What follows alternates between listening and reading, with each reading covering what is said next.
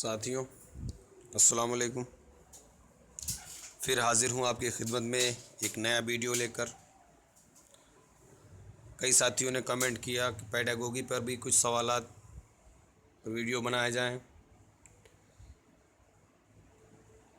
ये बड़ा मुश्किल सेक्शन होता है। इसमें आपको सिर्फ़ अपनी समझ का इस्तेमाल करना है, अपनी जहन का इस्तेमाल करना है। ये किसी किताब से नहीं पढ़ा जा सकता। इसमें आपसे एक उस्ताद के जो रूल्स हैं उन पर बात की जाती है।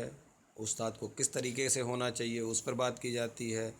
एक उस्ताद किस तरीके से अपनी तालीम बच्चों को देता है, वो किस तरीके से देना चाहिए। तो एक अच्छे उस्ताद के लिए इसमें ज़िक्र आता है।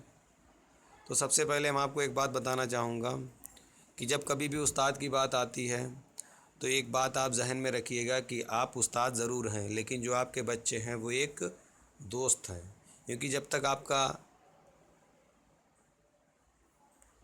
अखलाक उनके दोस्त की तरह नहीं होगा, व्यवहार आपका उनके तरह दोस्त की तरफ नहीं होगा, तो उनमें डर पैदा होगा। और जब उनके अंदर डर पैदा होगा तो वो डर के तालीम हासिल करेंगे जो कि उनके लिए बेकार होगी। तो जो 4 ऑप्शन आते हैं उसमें पहले आप देखिएगा जो बच्चों के ही हों वही देखिएगा। अपने फ़ायदे की चीज़ में मत देखिएगा, क्योंकि आप बच्चों के उस्ताद हैं। आप फ़ायदे के लिए नहीं टीचिंग कर रहे हैं, आप बच्चों को तालीम अच्छी से अच्छी देने के लिए कर रहे हैं। तो उम्मीद करता हूँ कि जब भी सभी ज़्यादातर साथी एक उस्ताद का एग्ज़ाम देने जा रहे हैं बनने के लिए, तो उनके अंदर ये सब काबिलियत होना लाज़मी है। तो आप कुछ मैंने वीडियो पेपर देखे हैं, उसको भी देखा, उसके बाद कुछ अपने जहन से भी मैंने कोशिश की है आपको बताने के लिए। उम्मीद करता हूँ कि आपको अच्छा लगे ये वीडियो। इसमें देखा है 2011-12 में बहुत सी जांच पूछी गई हैं। तो बहुत से साथियों को इनका हिंदी ही नहीं मालूम होता है कि ये जांच है क्या। तो सबसे पहले कुछ हिंदी मीनिंग ध्यान रखें कि किसकी जांच हो सकती है। तो आपको बताना चाहूँगा, कोई जैसे तहरीरी है तो लिखित की बात हो रही है, और आपका अगर तशख़ीसी की बात हो रही है तो निदान है, ज़हानत का टेस्ट की बात होती है तो समझ लीजिएगा कि आपको तर्क करने की क्षमता का जो है वो टेस्ट है। और अगर भी कभी कामयाबी का टेस्ट आता है तो आप उसको समझ लीजिएगा कि सफलता की बात की जा रही है। और हाँ, महारत की अगर बात आती है तो समझ लीजिएगा कोई ऐसा हुनर या हस्त कौशल का ही उसमें टेस्ट होता है। तो ये पेपर में भी पूछा है और CBSE दोबारा ही पूछ सकता है। लेकिन अगर भी पिछले 2 इम्तहानों में इसमें से सवाल नहीं आए हैं, लेकिन मुझे ये इम्पॉर्टेंट लग रहे हैं तभी मैं इस पर कुछ सवालात आपके सामने आपको समझाने की कोशिश कर रहा हूँ। उम्मीद करता हूँ कि आप अच्छी तरीके से समझेंगे। तो आइए देखते हैं। सबसे पहले जैसे बात करती है तलख़ीसी जाँच। अब तलख़ीसी जाँच में किसकी जाँच होती है, तो ये तो उसमें आ जाएगा। बहुत ही छोटा जैसे पेपर पूछा गया है, तलख़ीसी जाँच जो है वो सीखने के है या सीखने पर है या सीखने की है या सीखने के लिए है। ये 2011 में सवाल पूछा गया, तलख़ीसी जाँच जाँच है। तो हमने इसको एक अपने आसान ज़बान में समझाने की कोशिश की है कि तलख़ीसी जाँच उस जाँच को कहते हैं जिसमें बच्चों ने जो तालीम पूरे साल हासिल की है, मतलब पूरे साल उस्ताद बच्चों को पढ़ाता है, फिर उसके बाद हर इम्तहान में तो वो जो रोज़ाना का घर का काम होता है जो बच्चों को देते हैं, तो उस पे तो हम उनसे बात कर लेते हैं कि कौन से सवाल कुछ पूछ लेते हैं, सवाल जवाब हो जाते हैं। लेकिन जब हम एक साल में या पूरा आधा साल में जब हम कोई इम्तहान लेते हैं तो उसको हम तलख़ीसी इम्तहान कहते हैं। यानी हम उसके जांच करना चाह रहे हैं कि उसने कितना हमारी तालीम हासिल करके सीखा है। तो इसमें हम आसान ज़ुबान में आपको बताएंगे, तलख़ीसी जांच वो जांच है जिसमें बच्चों ने जो तालीम हासिल की उस तालीम में क्या सीखा है, कितना सीखा है। तो इस बात को जानने के लिए ही ये जांच होती है। तो अगर इसका सवाल जवाब आता है तो आप इसको तलख़ीसी जांच जो है वो सिर्फ़ सीखने की जानकारी मालूम करने के लिए ही की जाती है। अगला सवाल देखते हैं, तशख़ीसी जांच किसे कहते हैं। तशख़ीस मतलब किसी चीज़ का निदान, आपने हिंदी में देखा होगा निदानात्मक, अभी मैंने आपको बताया सबसे पहले शुरू में ही। तशख़ीसी जांच कहते हैं निदानात्मक, मतलब हम कैसे बच्चे के कारण को जानेंगे, क्या उनकी कमियां जानेंगे, तो हम उसके लिए एक इम्तहान लेते हैं, उसको हम कहते हैं निदानात्मक। मतलब उनकी कमियों को जानकर उनको दूर करने की कोशिश करना एक शिक्षक, एक उस्ताद का ज़रूरी है कि वो उनको दूर करे। तो ये जांच भी की जाती है। ये जांच कैसे होती, जब कोई तलबा अपनी ज़ुबान की तालीम हासिल कर लेने के बाद भी जो सवालात के जवाब सही नहीं दे पाते हैं, तो उनकी कमियों को आखिर वजह क्या रही है, मतलब ऐसा कौन सा रीज़न रहा है जो वो हमारी तालीम को अच्छी तरीके से नहीं समझ सके। ऐसी कौन सी कमी बच्चों में है कि जो सवाल उन्होंने पढ़े हैं, जो तालीम उससे हासिल की है, हम उसका जवाब भी गलत दे रहे हैं। तो ये बात जानने के लिए जो इम्तहान लिया जाता है, उस इम्तहान को हम तशख़ीसी जांच कहते हैं।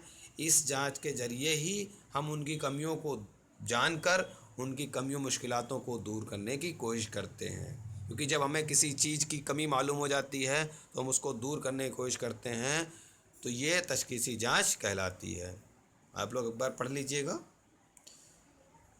अगला सवाल देखिएगा, मुश्तरका क्लास यानी कि सामूहिक जो क्लास होती है, ठीक है, एक काबिलियत की जो सामूहिक क्लास होती है, हम यहाँ पर काबिलियत की बात करके, मुश्तरका तहज़ीब मानने में कई लोगों से मिलकर जो क्लास बनती है, तो इसमें लड़के भी आ जाते हैं, लड़कियाँ भी आ जाते हैं, लेकिन यहाँ पर हम काबिलियत को ध्यान में रखते हुए ये सवाल पूछा गया है कि मुश्तरका काबिलियत क्लास किसे कहते हैं।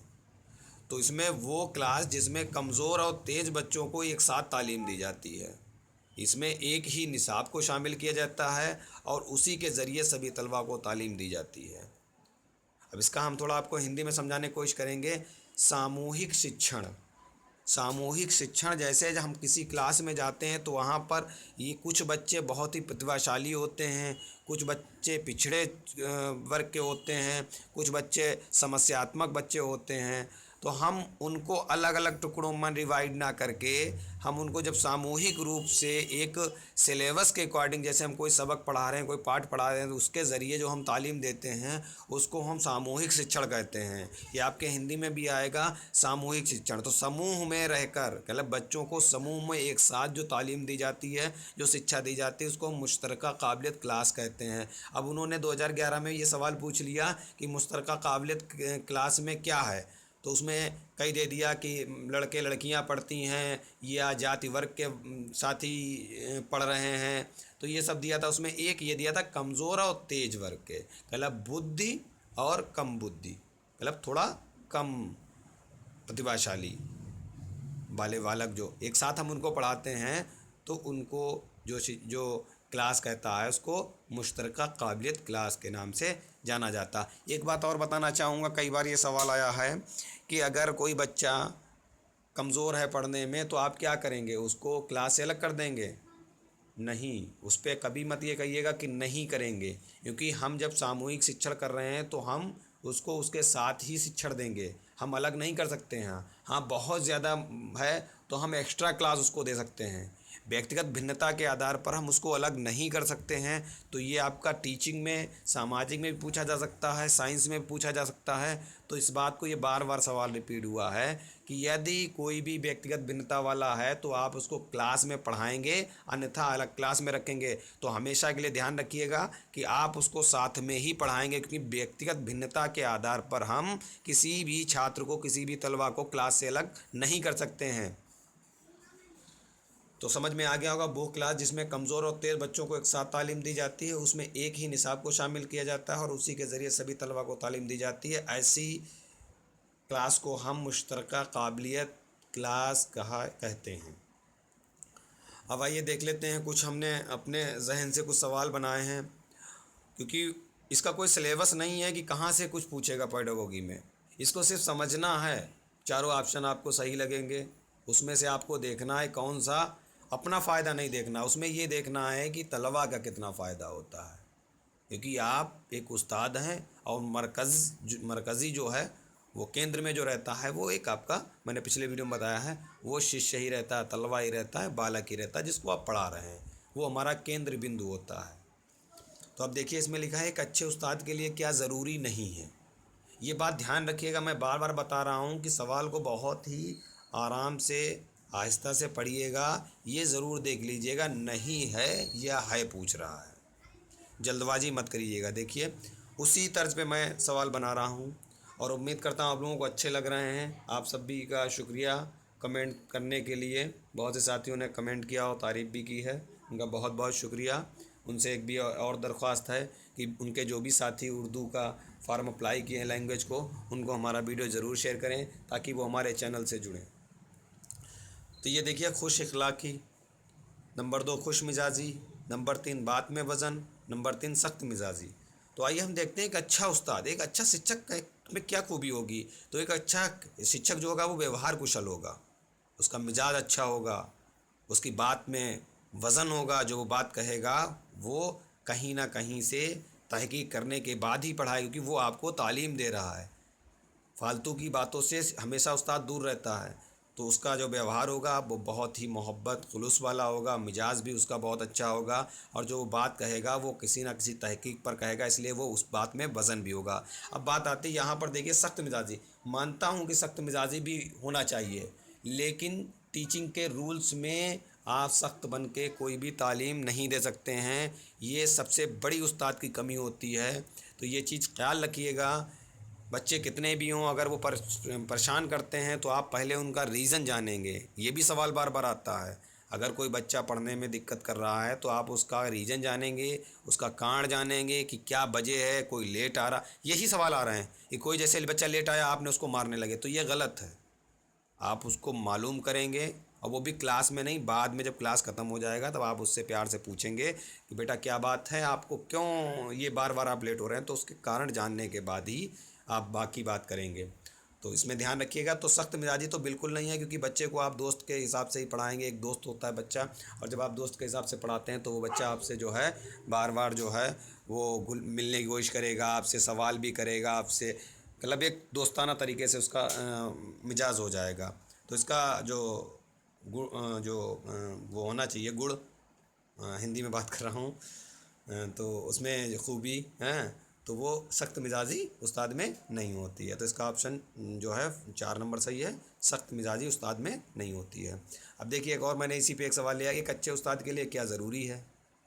ये बार बार यही आ रहे हैं, बस उसमें लफ्ज़ अलग होते हैं, कोई किताब से नहीं है, किसी से नहीं, ये आपको अपने जहन से ही इसका जवाब देना पड़ेगा, किसी किताब में नहीं मिलेगा। हाँ, लिटरेचर आप पढ़ेंगे तो उसमें ये मालूम हो जाएगा क्या गुण होने चाहिए, क्या खूबी होनी चाहिए उस्ताद में। तो देखिए इसमें सबक का इंतखाब, आप अपने सबक को किस तरीके से बच्चों के सामने पेश करेंगे, उसको कैसे समझाएंगे हैं, ये तो एक अच्छी खूबी होनी चाहिए। क्योंकि जब आपका सबक ही नहीं पढ़ा पाएंगे, आप पाठ ही नहीं पढ़ा पाएंगे, तो आपके अंदर कोई खूबी नहीं, बच्चे आपके जो जो आप पढ़ा रहे हैं उस पर गौर ना करके इधर उधर फालतू के कामों में वो लग जाएंगे, और जहन अपना जो है वो आपकी पढ़ाई से हटा लेंगे। तो आपका जो है होना चाहिए, आपके अंदर एक खूबी होनी चाहिए, सबक का इंतखाब करना होना चाहिए। जो आप काम दे रहे हैं वो अच्छी तरीके से, उसका तरीका भी उनको मालूम होना चाहिए, आपको मालूम होना चाहिए। और बच्चों की अगर कोई कठिनाई या परेशानी है, दुश्वारी आ रही है, तो आपको उसमें भी दूर करना चाहिए। तो देखिए तीनों जो इसके ऑप्शन हैं वो सही हैं, इसलिए चौथा ऑप्शन सही है, सभी सही हैं। जो जिसके जवाब दिए गए हैं कच्चे उस्ताद के लिए लाजमी है, तो वो ये तीनों चीज़ें होना लाजमी है। अगला सवाल देखते हैं, तालीम देते वक्त उस्ताद के लिए क्या ज़रूरी नहीं है।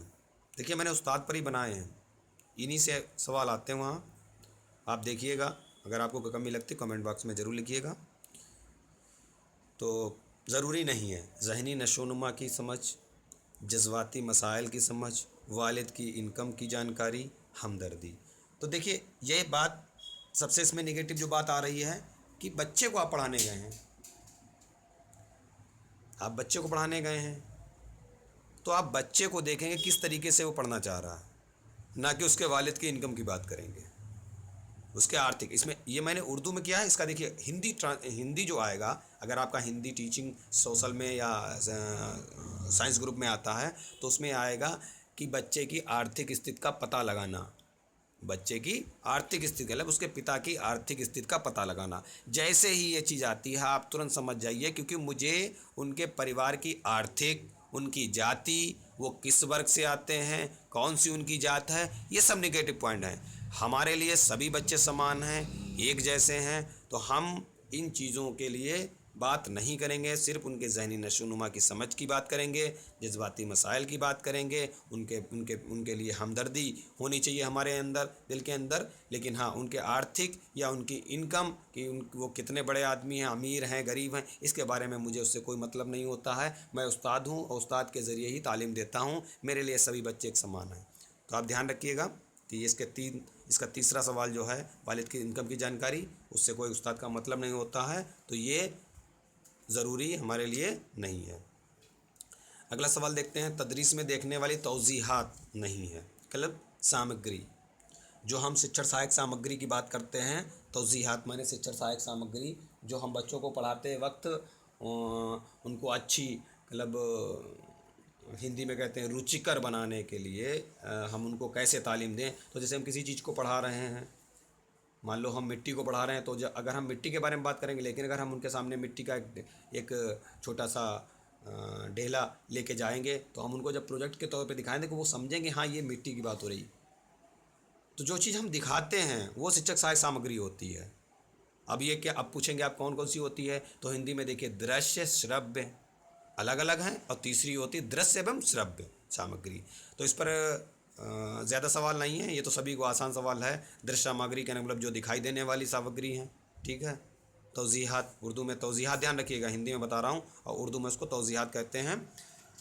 तो जो सामग्रियाँ होती हैं उनको तौज़ीहात कहते हैं। तो दृश्य सामग्री के मतलब देखने वाली, श्रव्य सामग्री सुनने वाली, और दृश्य एवं श्रव्य दोनों के मतलब देख भी सकते हैं, उसकी आवाज़ भी सुन सकते हैं, तो वो होती है दृश्य श्रव्य सामग्री। तो यहाँ पर इन्होंने पूछा है देखने वाली तौज़ीहात नहीं है, देखने वाली तौज़ीहात नहीं है, मतलब कौन सी ऐसी सामग्री है जो दृश्य सामग्री नहीं है। तो number 1 computer, number 2 computer hardware, हे में अलिफ लगाना भूल गए हैं, माजरत चाहता हूँ, computer hardware, number 3 computer software, number 4 TV. तो देखिए कंप्यूटर दिखाई देता है, दिखाई देता है। कंप्यूटर हार्डवेयर, हार्डवेयर मतलब वो हिस्सा जो हमें दिखाई देता है। सॉफ्टवेयर क्या है, एक एप्लीकेशन होती है जो मुझे दिखाई नहीं देती है। टीवी तो सभी जानते होंगे, ये देखने वाली चीज़ है। तो आपको इसमें बता दूं कि कंप्यूटर और टीवी ये दोनों दृश्य और श्रव्य सामग्री हैं। कंप्यूटर और टीवी दोनों दृश्य और श्रव्य सामग्री हैं, मतलब देखने और सुनने वाली।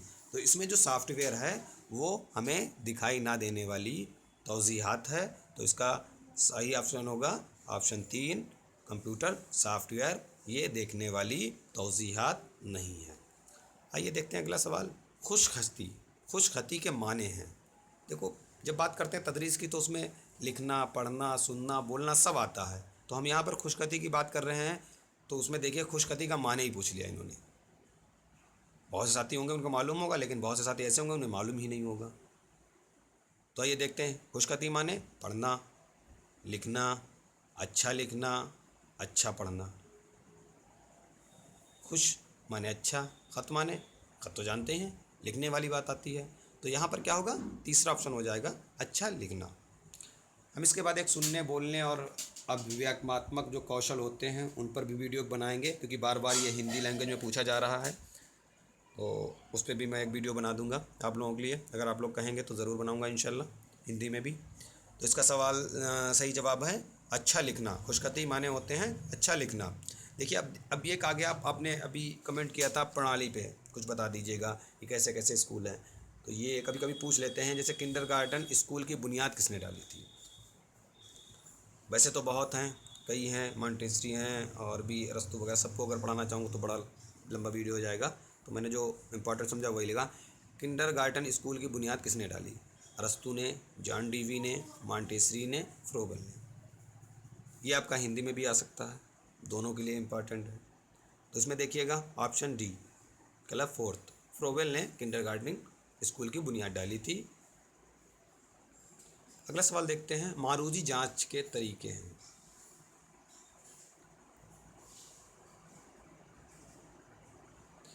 मारूजी जांच के तरीका मतलब क्या तरीका होता, ज़्यादा जवाबात से एक जवाब निकालना, बहुविकल्पीय, मतलब अगर आप 4 विकल्प दिए हैं तो वो उसमें से एक एक जवाब निकालना। दूसरा है सवाल जवाब का मिलाना, मतलब एक लाइन में उन्होंने सवाल दे दिया, दूसरी लाइन में जवाब दे दिए, उनकी जो तरतीब है वो बदल दी है, तो ये क्या होगा, उनको मिलाना। तो ये मारूदी जांच के दो तरीके हैं। अब इसमें है ये दोनों तरीके हैं, तो इसलिए इसका ऑप्शन 4 सही है, दोनों सही हैं। मारूदी जांच इसी तरीके से की जाती है। आइए देखते हैं अगला सवाल। ऑपरेशन ब्लैक बोर्ड मुताल्लुक है, मतलब ऑपरेशन जो ब्लैक बोर्ड है उसका संबंध किससे है। ये कई बार पूछा गया है, प्राइमरी में तो 3 बार लगभग पूछा गया है टेट में। इसको आप ज़रूर एक बार जहन में रखिएगा। ऑपरेशन ब्लैक बोर्ड, तो ब्लैक बोर्ड का मतलब तख्ता से आप समझ जाते हैं, जैसे नहीं लिखने वाला जो है था उस पर। इस पर भी एक दो सवाल आ जाते हैं कि आप लिखेंगे तो किस तरीके से लिखेंगे, आपकी पीठ कितने एंगल पे होनी चाहिए, तो 45 एंगल पे होनी चाहिए, और स्पीड होनी चाहिए, आपको साफ़ सुथरा लिख रहे हों। ये क्वेश्चन कुछ भी आ सकता है, तो इस पर क्या बताऊँ, ये आप कुछ समझदार हैं, ऐसे ही बता रहा हूँ और जहन में आप रखेंगे भी। बहुत साथियों को मालूम भी होगा, उनके लिए कॉमन क्वेश्चन होगा। तो तख्ता से यहाँ पर मशक करना, मतलब जो ब्लैक बोर्ड है इस क्लास का, उस पर अभ्यास करना। तख्ता से आप पर अच्छा लिखना, मतलब ब्लैक बोर्ड पर अच्छा लिखना। पढ़ाई के तमाम अखराजात के लिए है ये, या इनमें से कोई नहीं।